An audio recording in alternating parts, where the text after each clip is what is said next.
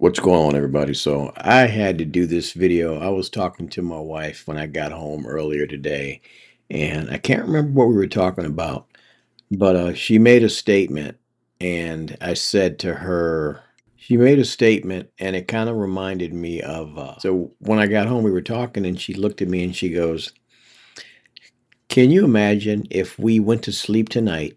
Oh, I remember what I said to her. I told her that I couldn't believe that I was almost 60 years old. I told her, I said, "Can you believe that in 11 days I will be the big 60?" I was just telling her, like, man, it's hard to believe that I'm almost that age. Like, where did the time go? I said, I don't feel. I even asked her, I said, "Do I look 60?"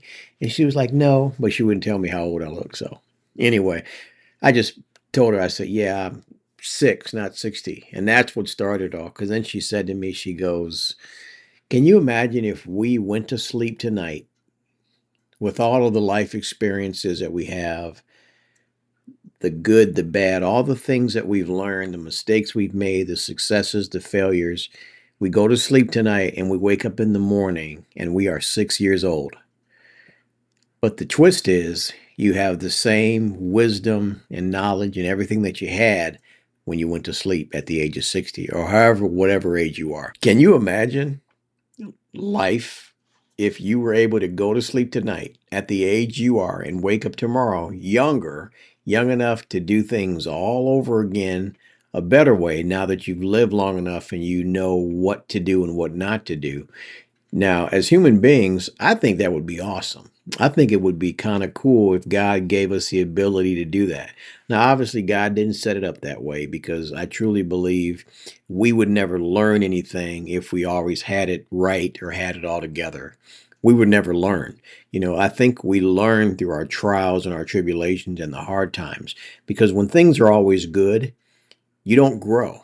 But when there's tough times, that's when you grow. So I truly believe, again, and I'm not speaking for God because I don't know why God did a lot of what he did. But the one thing I do know is he's wise enough to know that giving us that ability is not going to benefit us. It would hurt us. But I think as human beings, most of us, at least those of us that have a moral compass and really desire to do things the right way, we look back over our lives and we think, man, I would like to, I wish I could have did that differently. I wish I could have treated that person nicer. Man, I wish I had gone down this career path. Man, I wish I had skipped college and started a business.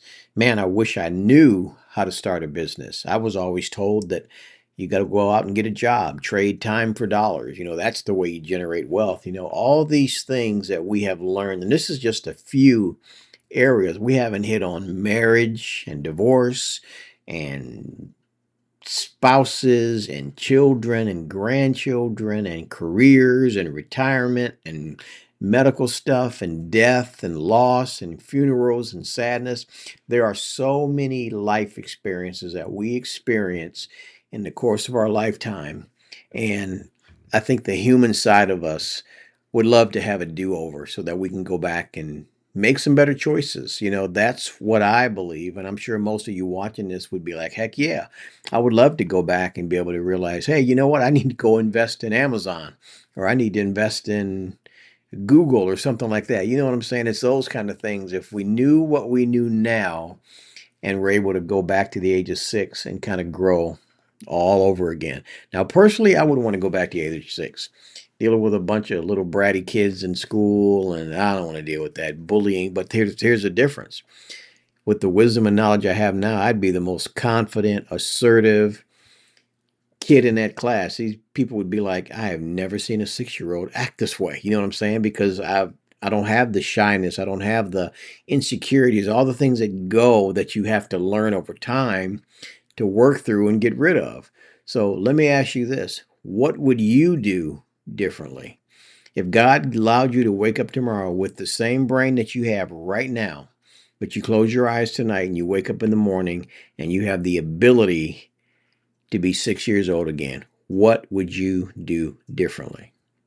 Drop it in the comment section. Now, for me, there's a lot of things I can say that I would do differently. I think the first one is I probably wouldn't even stay in school long. Now, my parents would probably force me to, but now that I know what I know, I understand, yes, it's important to be taught and to learn. But at the same time, I also know that the way the system is set up, it's not really to make you wealthy or to make you well off. It's to make you to create wealth for other people. And looking back over my life, man, how many things I would do differently if I had the opportunity to. When it comes to marriages, I probably would have only been married one time. I probably would have had more children. There are people that have gone on to be with the Lord that are no longer here. I would have spent more time with those people. I would have prioritized people over things, and see, these are things that you learn throughout your lifetime. Like even right now, we're going through just a little bit of a difference with our children, because they're at that stage where they're raising their families, they're working hard, they're trying to build their thing. So mom and dad come like an afterthought. And it's funny how there's just these cycles of life, because there was a time when I was in that stage of life and my mom was retired and at home and she wanted to spend time with me.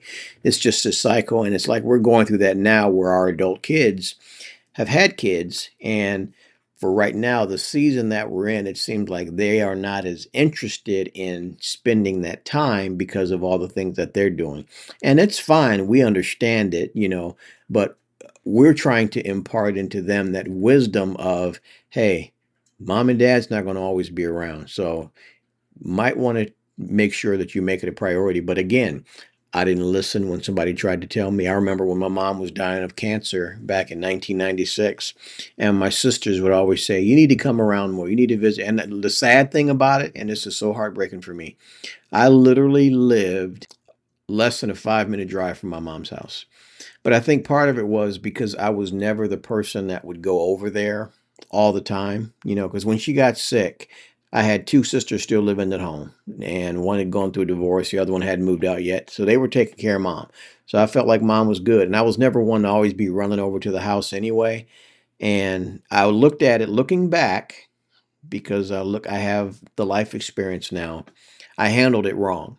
I didn't want her to think that I was only coming around because I was feeling sorry for her. But looking back, I wish I had taken that time. Sometimes even thinking about it. Um, so those of you, I don't mean to change the subject here. So those of you that are watching this video right now, if you still have parents, siblings that are still alive, and I'm preaching this to myself, make an effort, reach out to them, build those relationships, even if you've allowed them to fester.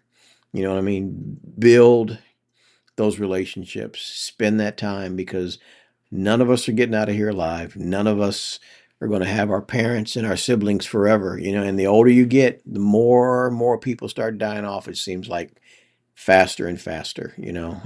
So that's just my little bit of word of advice. But again, just reminiscing about this ability to be able to go back and do things differently. There are so many things that I would do differently. You know what I mean? I would probably have stayed a virgin until I was married. A lot of us look at the Bible like God is trying to punish us, like, oh, he just wants us to follow these rules. No, he's a good father and he's our example and he's trying to protect us. And now that I've lived long enough and made a lot of those dumb relationship sexual mistakes, looking back, I wish I had listened. So these are the kind of things that are nice to dream about. Now, I'm telling you right now, that's not going to happen. God is not going to, I'm not going to wake up tomorrow like Tom Hanks and I'm 12 years old. That's not going to happen. But it's kind of fun just to dream about it. So my question to you guys, and I want you to drop it in the comment section, what would you do different? What changes would you make if God allowed you to go to sleep tonight and to wake up tomorrow with the same brain that you had when you went to sleep? However, you're 60, 55 years younger than you were. Just something to think about. Anyway, I just wanted to jump on here and share that with you guys. Make sure that you like this video if you haven't already. Also, make sure you subscribe to the channel. I love you guys, and I will check you on the next one. Later.